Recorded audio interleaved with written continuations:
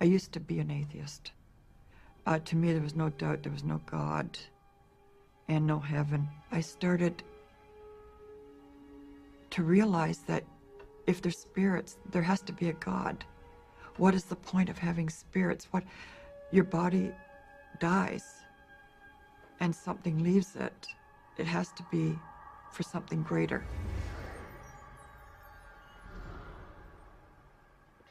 The haunted house. It's perhaps the dominant symbol of ghostly doings in Western culture. As children, we fear them, and we also seek them out. Hello, I'm Lawrence Chow. Welcome to Ghostly Encounters. Today, we look at haunted houses and how we deal with the belief that dead former tenants sometimes just can't leave home. How would you react if you thought you were living in a haunted house? Would you plug your ears and turn up the radio? Would you pack up and leave? Or would you welcome the spirits sharing the house with you? Psychologists say your reaction will have everything to do with who you are and where you are in your life. When Geri Little was a young Toronto teenager, she most definitely did not want to see a ghost.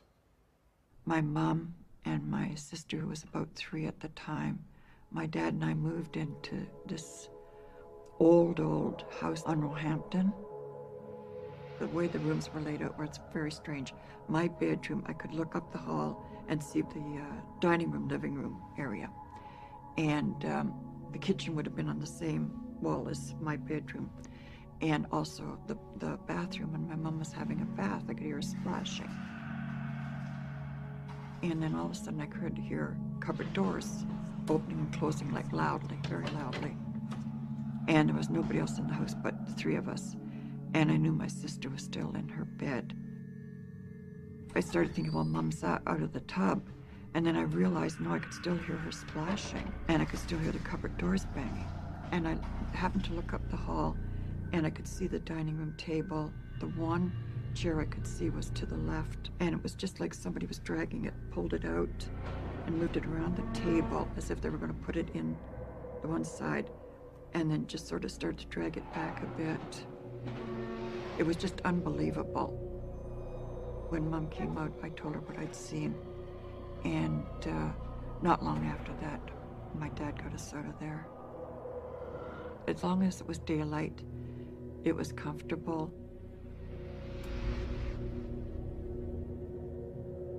At night, I guess that's when it started, pulling the covers over my head and sort of peeking out if I heard a noise or something, hoping you didn't see anything. Could somebody be standing there? I don't want to see it. The next experience was after I was married and had a little baby. It was on Montgomery Avenue in the same area as the other house in Roehampton. My husband, my little boy, and myself, the baby wasn't even a year old at the time. My mom used to come down and look after my son for me. And I'd phoned her from work in the afternoon to find out how things were going. And I was talking away to her, and then all of a sudden I felt her cut out on me, like I knew she wasn't concentrating on what I was saying. And I said, Mom, what's wrong? And she said, there's somebody in your basement. She said, I hear them coming up the stairs. I said, Mom, where's Chris? And she said, he's asleep upstairs. So I started thinking, what are the chances of her running upstairs and grabbing Chris and getting out safely? Not far away was a police station then. And I said, Mom, go out in the street and start screaming. Just start screaming for the police to come. And I called back and I said, what happened? What's going on? And she said, I went outside and I checked all the basement windows. They weren't pried open or broken or anything, so she went down in the basement.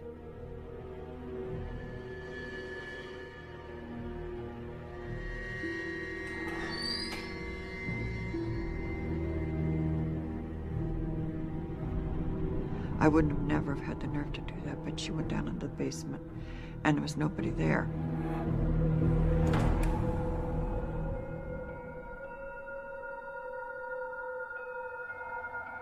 After a while, my dad took quite ill, and my mom couldn't come and look after the baby anymore, so my mother-in-law stepped in. I asked her if she experienced it, but I had asked her while we were still living there, and she said, no, that's foolishness. We were out about 2 years, and I talked to her about it again. She said, yeah, a couple of times, the same thing as my mom. and she'd hear somebody walking around in the basement. One day, this is the part I really don't like to talk about, but I was in the bathtub, and there was an air vent or duct or whatever. It was a huge one because it was an old house, and it was right up my ear. And I'm not sure if it was the wind. I still want to tell myself it was the wind. But I got this sound like a long, drawn-out whisper, and I couldn't make out what it was. But I could hear words trying to be formed.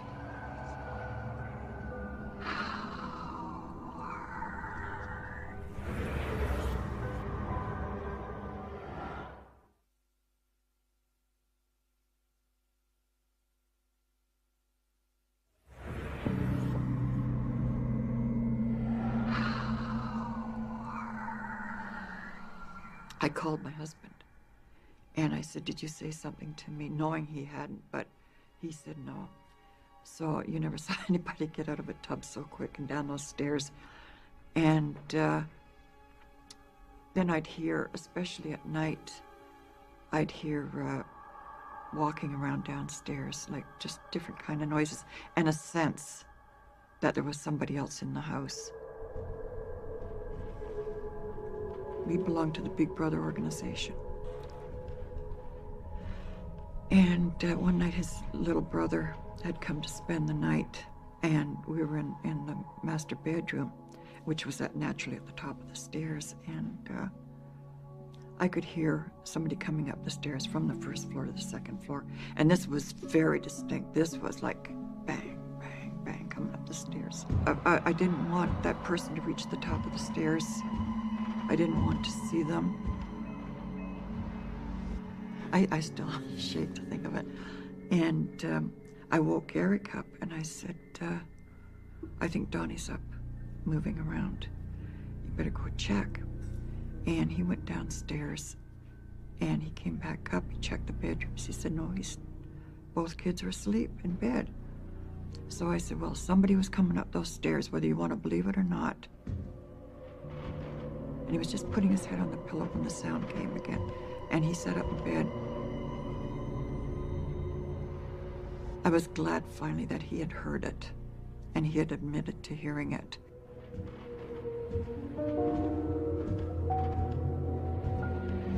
After that, I was so grateful that this spirit let him hear.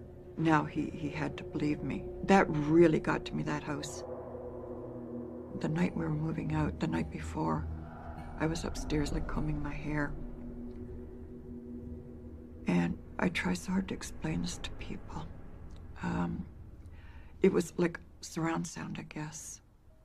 But a very pleasant voice. But for some reason in this ear, but it was everywhere.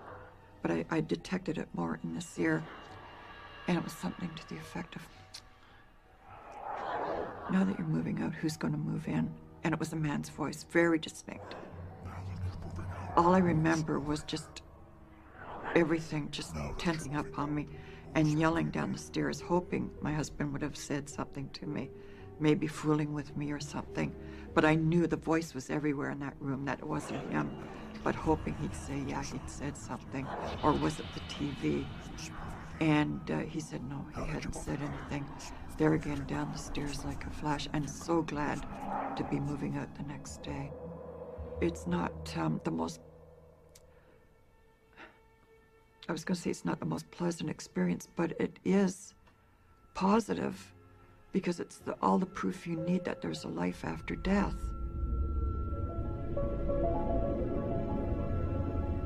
My mom passed away 2 years ago, yesterday as a matter of fact, and I pray that she'll appear. And she doesn't. And my aunt tells me it's because she knows deep down, you know, I'd be afraid. After I knew she was gone and the emergency people were working on her and that, I went into the bedrooms up the hall because I didn't want to see her anymore that way. And my son kept coming to me after everybody left and we were waiting for the coroner. And he kept saying, Mom, you got to come and see her. You got to come and see her. And I said, I can't, love. And he said, Mom, she looks beautiful. And got my nerve up. Sorry. And she did. She looked 30 years younger. Her face had gone like a baby. It was like unbelievable. I don't remember her ever looking so beautiful. If it was just me that saw that, but my son said, Mom, you've got to see her. She looks so good. I know that she went through something crossing over, and I want to know if she did. Why doesn't she appear? Maybe she has no need. But I really wish she would. I have to now see a ghost. Like so many of us, Geri's attitude towards the supernatural was changed by the death of somebody she loved. Grief often makes us wish we could communicate with the dead, whether through a medium or more personally. Geri is now more open to the idea of ghosts and believes she can and did encounter spirits. She's not so afraid now. These days, she even craves a chance to see a ghost firsthand. Geri's stories also reinforce a common belief that spirits can be stuck in a particular place, the haunted house. We live in an age of hospitals and hospices, but not so long ago, many died at home. Sometimes it was natural, but often those deaths were untimely. Maybe that's why the idea of the haunted house is so common, and why some buildings are thought to be a kind of ghostly warehouse. People will only believe what they can explain and something that is concrete, and you just kind of have to take a big leap and believe in it. They think it's not natural, like there can't be people running around after they've died, like that can't be true. What's scary for some is exciting for others. While Geri felt uncomfortable in her house, young Jackie Ray believes a haunted house is a place to be gladly shared with the living and the dead. My parents had heard about the house through a real estate agent, and we had an appointment arranged. The night before, they wanted to go out and just have a look at it. We knew that we couldn't get inside.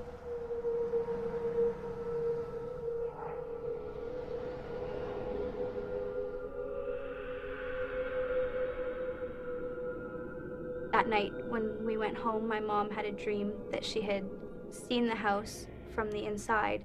She had dreamt that she was sitting at the table signing the papers that would grant us ownership of the house.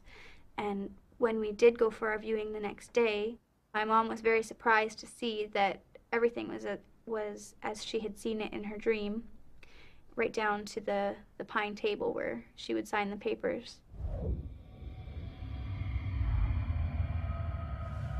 I was a bit surprised, I guess, a bit creeped out, but I definitely believed her because I had felt the same way. As soon as we walked into the house, it felt like we were meant to be there, like it was our home. First occurrence was a night not long after we had moved in, probably a couple weeks after we had been living there, and we were all sound asleep, and my parents both woke up at the exact same time because they heard a young child running down the hallway outside of our bedroom doors. My dad got up to see what was going on, to see why my sisters and I were out of bed, but we were all sound asleep in our beds.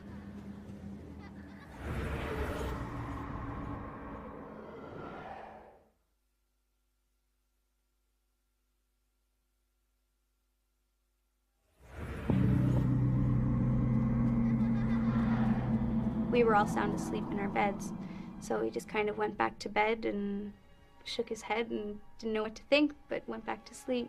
I was a bit scared, I guess, but I guess that's a normal reaction that I would have. I was 10 years old. All I knew about ghosts was that they were scary and they haunt your house and they're out to get you.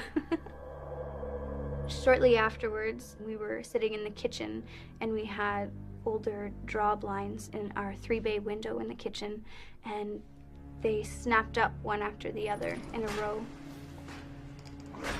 We were all kind of scared. We didn't know what to think. It didn't frighten me to the point where I wanted to leave. It just kind of made me aware that there was something else going on. The upstairs hallway, as soon as you go up the stairs about halfway, you start to feel a very heavy, unsettling feeling. My heart starts to race and I feel short of breath, like I'm afraid and I don't want to go any farther.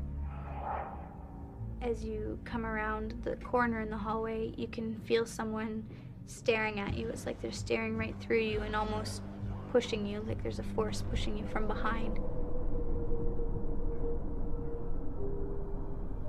It's a frightening and unsettling feeling.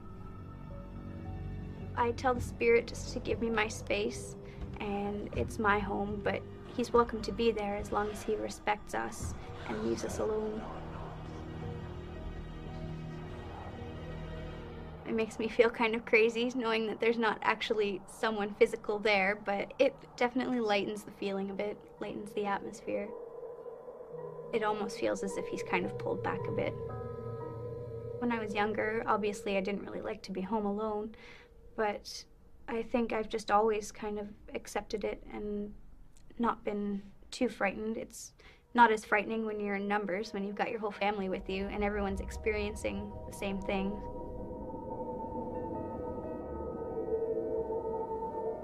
I guess it was the summer after we had moved there. I'm not sure what I was doing, but I found a couple of cobblestones just below our front steps. So I got out a shovel, and my mom probably thought I was crazy because I started digging up the front lawn.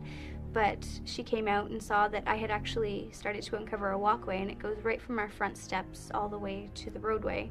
Sometimes if you're in the kitchen, out of the corner of your eye, you'll see somebody walking towards the front door up the walkway from the road. My entire family has seen it. Whenever you go to see who's at the door, if you look out the kitchen window or go to the front door, there's nobody there. Sometimes it'll even go to the extent where you hear someone knock on the door, but again, there's nobody there. We've had anything from hearing footsteps to seeing objects move. We can often hear the stereo volume or the TV volume blast all on its own, turn right up all on its own, and you have to go and actually turn the knob down to adjust the volume.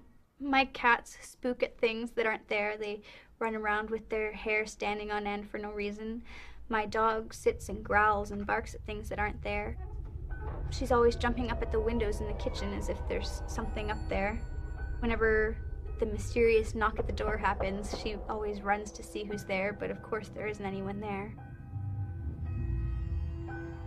One day, my parents and my sister were sitting at the kitchen table, and a plastic cup slid about 6 inches across the table in front of them. My sister was walking into the living room, and the basement door flew open in her face. A couple of times, our sun porch door has swung open for no reason, and I said, "Oh, come in, close the door behind you," just kind of joking around, and the door closed behind him. And that kind of was a bit shocking, but just kind of shrug it off and keep going.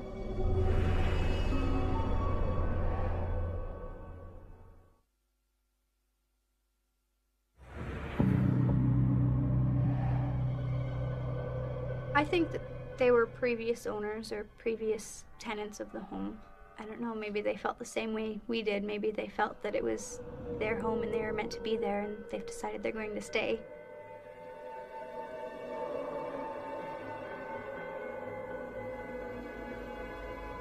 Since spirits are not really something that we can completely understand, you just kind of have to believe. I think it's definitely made me more open and more accepting of different possibilities, different paranormal possibilities. I definitely believe that there are things that we can't explain.